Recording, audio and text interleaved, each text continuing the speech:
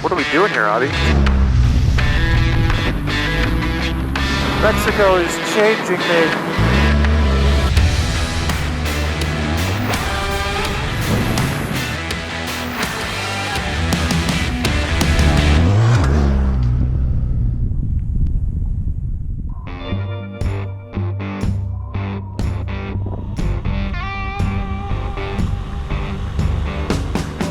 Spurgeon here at RevZilla, and today I am in Baja, Mexico, riding BMW R1200GSs all the way down to Cabo San Lucas. And I wanted to just kind of check in with you guys.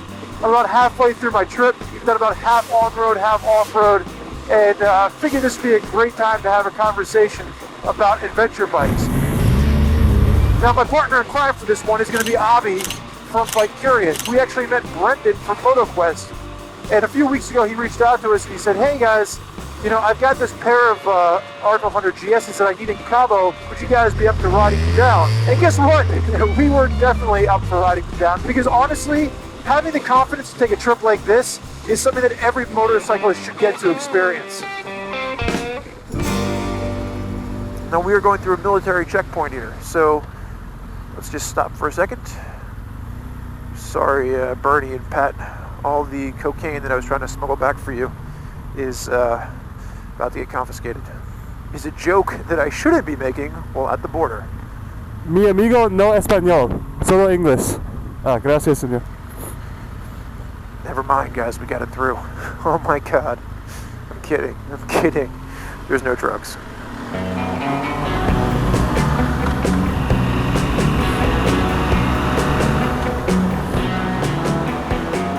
So really where I want to start today is by talking about tires. And the reason these bikes in this segment has become so popular is that because you can pretty much ride these things on road or off, and they can handle so much abuse. But the kind of tires you go with is going to be dependent on the kind of touring you want to do. It's really important not to rely on just the tires that come stock with the motorcycle. And that's probably one of my biggest gripes with OEMs, is that you have two main options. You're either getting complete street-oriented tires when you buy these bikes, or you're getting complete off-road oriented tires. There's no one that I know of that's giving you a 50-50 tire from stock. And my guess is there's a lot of riders out there that are using these bikes both on-road and off-road.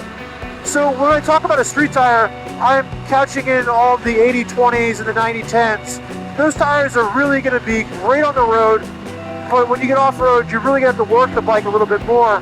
And then you have other options where some manufacturers will give you like a TKC 80, which are great off-road, but then there's not going to be any real balance for longevity on the road. So I would love to see a manufacturer offer something that's more of a 50-50, like a Heidenau K60 Scout or a Mitas E07. I think if I was planning this trip for me, I would have gone with the Mitas E07. But really, think about the kind of riding you want to do, and then base your tire selection on that. And I would love to hear what some of the tires other riders out there have had success with over the years.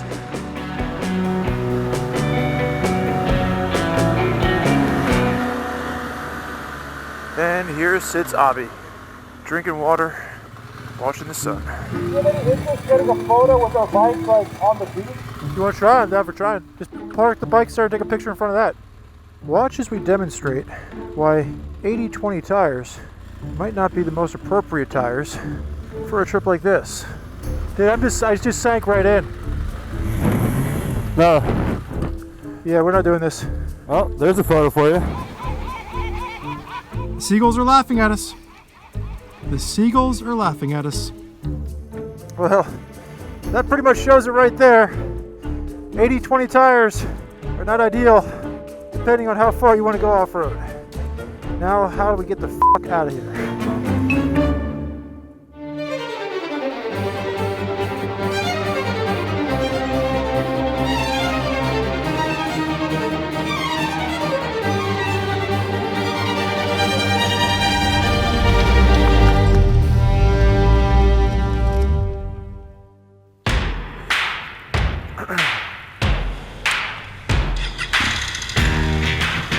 I'll follow you. There are just dogs everywhere roaming the streets of Mexico. Now, another thing that I wish more people were talking about at the dealership level is the ergonomic setup of the bike. These bikes come set up perfectly comfortable for street use. And if you're never planning on your adventure taking you off-road, you just want to throw some hard mags on this and cruise down the highway and that's your style adventure, more power to you. But if you're thinking, hey man, like some of that dirt stuff looks pretty fun, but I don't feel comfortable like standing up moving around the bike, well, that's where the ergonomics come into play. So really you're going to have to adjust your handlebars and your foot pegs. And what you're looking to do is you're looking to make it so you can be more comfortable standing up on the bike while also making sure you're comfortable riding it in the seated position, because you want to be able to stand up and reach the bars, reach the levers. You don't want to have your hand bent backwards. And then take a look down there at my feet.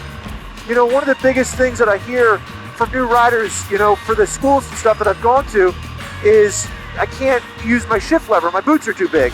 Well, that shift lever, you can actually raise and lower that up. So what you want to do is you want to make sure that the shift lever is tall enough that you get your foot underneath it comfortably. If you're looking at my shift lever down there right now, it's too low. I can't get my foot underneath comfortably. If this were my bike, I would simply raise the shift lever up. Really, the goal is to be comfortable standing or sitting on the bike. Now, for you advanced riders, I'm sure that you have some of the same common gripes that I do when it comes to the protection on these bikes. And it's probably going to be something that a lot of you are going to want to upgrade. The way I look at it is you've got four main areas of protection. You got crash bars, you got hand guards, radiator guards, and a skid plate. And you don't have to go crazy off-road to want crash protection. My dad crashed on the street with his V-strum and the crash bar saved the bike. And then, you know, likewise, if you are going crazy off-road, that radiator guard, man, is a must. I was at an off-road rally and I saw a little piece of a stick go right through the radiator of a KTM 1190R, and it put a guy down for the count. He was out for the day. So that little bit of protection can definitely add a lot.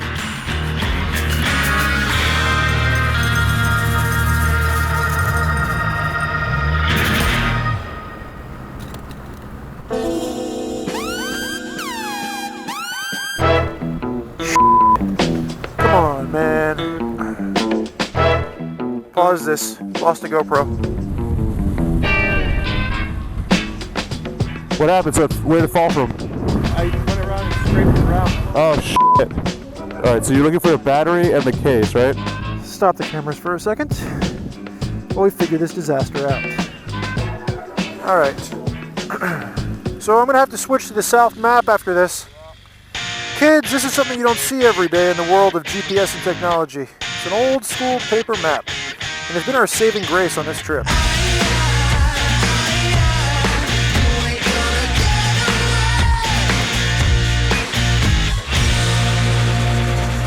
Alright, well we lost one GoPro. So this is going to be take 3. So one of the main considerations that you have to make when you're planning your trip out is how do you want to carry all your stuff with you? And you pretty much got hard bags and soft bags. And the gripe that I have here is that most of the manufacturers, when you go in to buy your bike, only have hard luggage for you to choose from. So over time, hard luggage has become synonymous with adventure riding. Those big fancy aluminum panniers, damn, they look cool, they look adventure-y. But when you get out here and you're truly doing on and off-road riding, they're heavy and they present a potential fail point. I would have much rather had dry bags with us on this trip. And I say that because we've broken the luggage twice on Abhi's bike and once on mine. But we were able to fix it using zip ties, or as they call them in Mexico, cinches. Now we had zip ties with us because I updated the toolkit. Why is it that a manufacturer can't give us a toolkit that actually allows us to repair the bike? So make sure you have the toolkit with you, make sure it's the tools appropriate for your bike, and make sure you practice using it before you ever set out. It's a lot easier to learn how to use those tools in the comfort of your own garage than it is out here in the middle of nowhere in Mexico.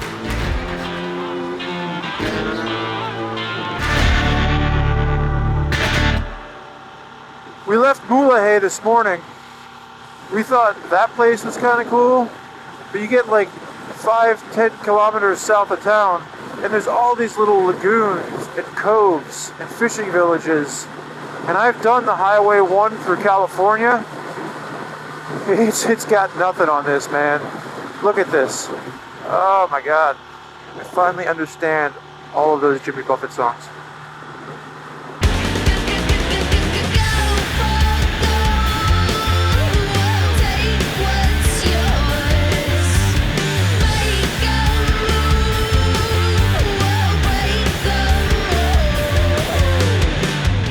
all said and done, it's no surprise why these bikes have become so popular.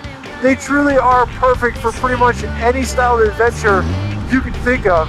And if you have a little bit of basic knowledge about your machine, as well as the kind of riding you intend to do, you can really take a lot of the fear out of a trip like this.